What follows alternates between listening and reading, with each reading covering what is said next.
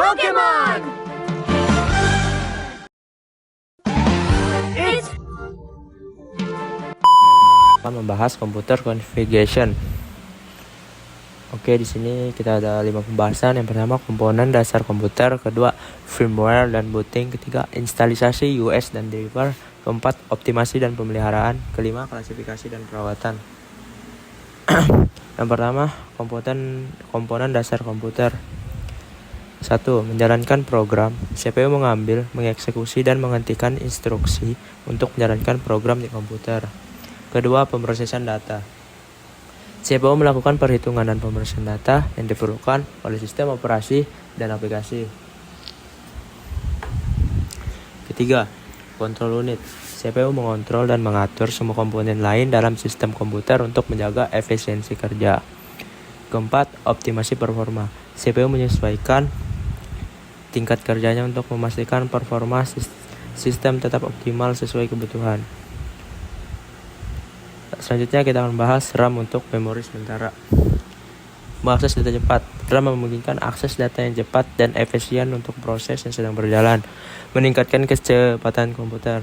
Selanjutnya kita akan membahas storage, simpan data, dan US. Penyimpanan permanen. Storage digunakan untuk menyimpan data sistem operasi dan program secara permanen, bahkan saat komputer dimatikan. Kapasitas besar. HDD dan SSD menawarkan kapasitas penyimpanan yang besar, memungkinkan penyimpanan berbagai jenis file dan aplikasi. Lanjut, kita akan membahas motherboard, hubungkan komponen. Konektivitas komponen motherboard berfungsi sebagai pusat konektivitas untuk semua komponen utama dalam komputer, termasuk CPU, RAM, storage, dan peripheral. Lanjut, kedua, firmware dan booting. Pertama nomor 2 ini kita akan bahas BIOS, inisialisasi hardware. Mengawali proses booting. BIOS bertanggung jawab untuk menganalisasi semua komponen hardware saat komputer dinyalakan, memastikan semuanya siap sebelum BIOS dimulai. Lanjut, kita membahas post check hardware saat boot. Pemeriksaan hardware. Proses post atau power on self test dilakukan untuk memeriksa kondisi hardware sebelum sistem operasi dimuat, menjamin semua komponen berfungsi dengan baik. Lanjut, kita akan membahas boot order, atur device boot. Urutan bootable device. BIOS atau UEFI memungkinkan pengguna untuk menentukan urutan device bootable, misalnya HDD, SSD, USB, sehingga komputer tahu di mana memulai proses booting. Kesulitan booting. Jika tidak ada device bootable yang ditemukan oleh BIOS, proses booting akan gagal dan komputer tidak dapat memulai sistem operasi. Ketiga, instalasi US dan driver. Pertama, membuat media bootable. Proses pembuatan media bootable seperti USB dan CD atau DVD untuk memulai instalisasi sistem operasi. Kedua, pilih media yang tepat. Memilih jenis media yang sesuai dengan sistem operasi yang akan diinstal dan kondisi komputer. Ketiga, cara membuat. Menggunakan software khusus untuk membuat media bootable yang dapat diandalkan dan efektif. Keempat, verifikasi media. Mengecek kualitas dan keandalan media bootable sebelum digunakan untuk instalisasi sistem operasi. Selanjutnya, install driver perangkat keras. Driver yang penting. Instalisasi driver untuk komponen-komponen krusial seperti kartu video, network, adapter, dan audio. Selanjutnya, software dasar seperti antivirus. Install antivirus menyediakan perlindungan bagi sistem dari virus dan ancaman khusus setelah sistem operasi terinstall. Lanjut, aplikasi sesuai kebutuhan user. Pilihlah aplikasi.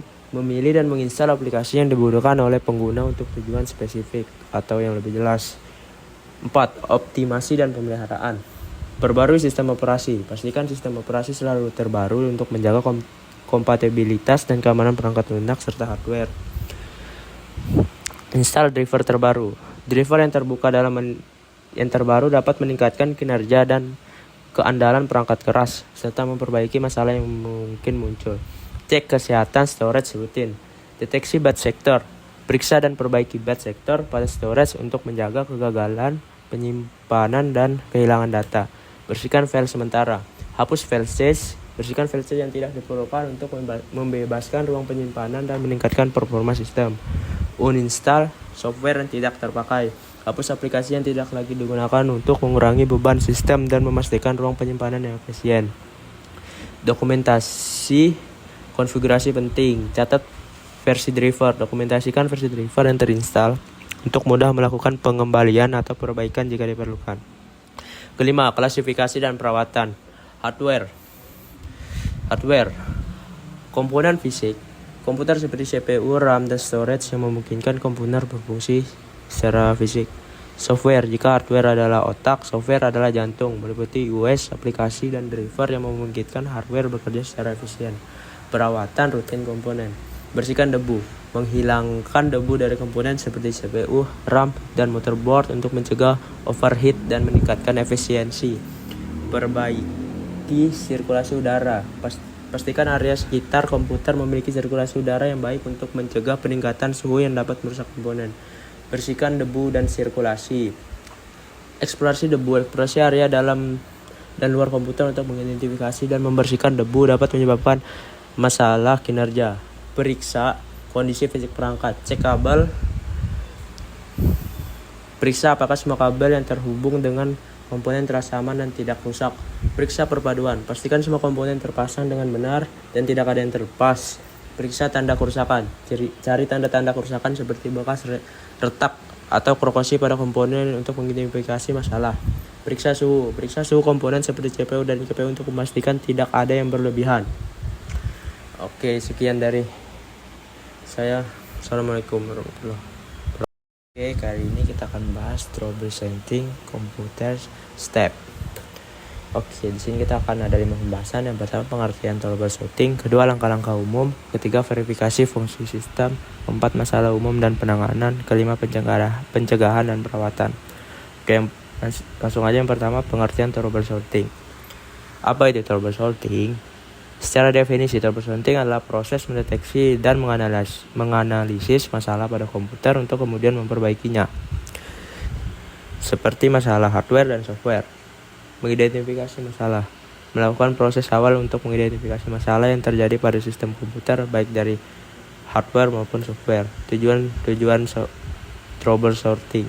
Tujuan utama troubleshooting adalah mengembalikan fungsi normal komputer agar bisa berfungsi seperti semula.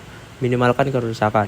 Dengan troubleshooting, kerusakan pada komputer dapat diminimalkan dan dihindari agar komputer tetap berfungsi dengan baik. Jenis masalah yang dihadapi. Masalah hardware. Masalah yang terjadi pada bagian fisik seperti CPU, RAM, motherboard, atau perangkat input-output. Masalah software. Masalah yang terjadi pada sistem operasi dan aplikasi yang dijalankan pada komputer seperti error, crash, dan lain-lain. Sumber informasi untuk troubleshooting. Error message. Pesan kesalahan yang muncul saat komputer mengalami masalah, memberikan petunjuk awal tentang penyebab masalah. Gejala spesifik. Gejala seperti keterlambatan, hang, atau restart yang terjadi pada komputer. Perubahan terakhir. Perubahan atau penambahan perangkat atau software yang terjadi sebelum masalah muncul. Langkah-langkah umum. Pertama, mengidentifikasi masalah, mengumpulkan informasi. Catat detail masalah seperti error message, waktu puncak masalah, dan perubahan terakhir. Kedua, mengidentifikasi masalah. Teliti gejala spesifik seperti error, hang, atau restart untuk menentukan sinyal awal masalah. Ketiga, mengklasifikasi masalah. Klasifikasikan masalah sebagai hardware, software, atau user error untuk membatasi area investigasi. Lanjut, teori penyebab yang mungkin. Buat hipotesis, buat dugaan berdasarkan gejala seperti kabel longgar, konflik driver, atau hardware rusak. Pengujian teori.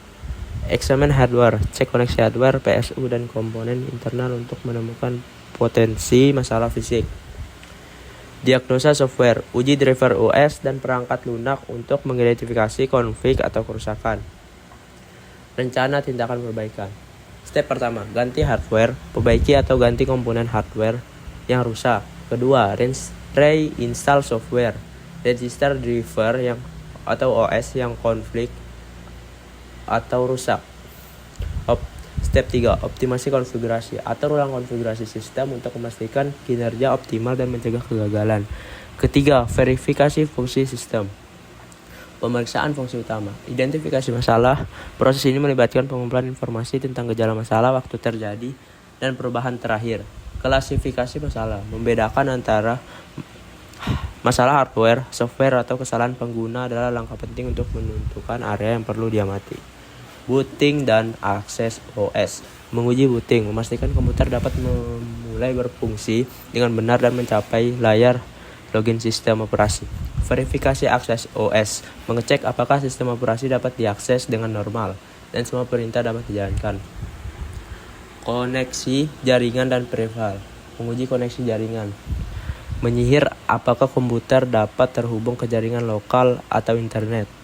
Verifikasi preval, mengecek semua perangkat eksternal seperti printer, mouse, keyboard, dan layar untuk memastikan mereka terhubung dan berfungsi dengan normal. Evaluasi kerja preval, melakukan evaluasi untuk memastikan semua preval berfungsi dengan efisien dan tidak ada masalah kinerja.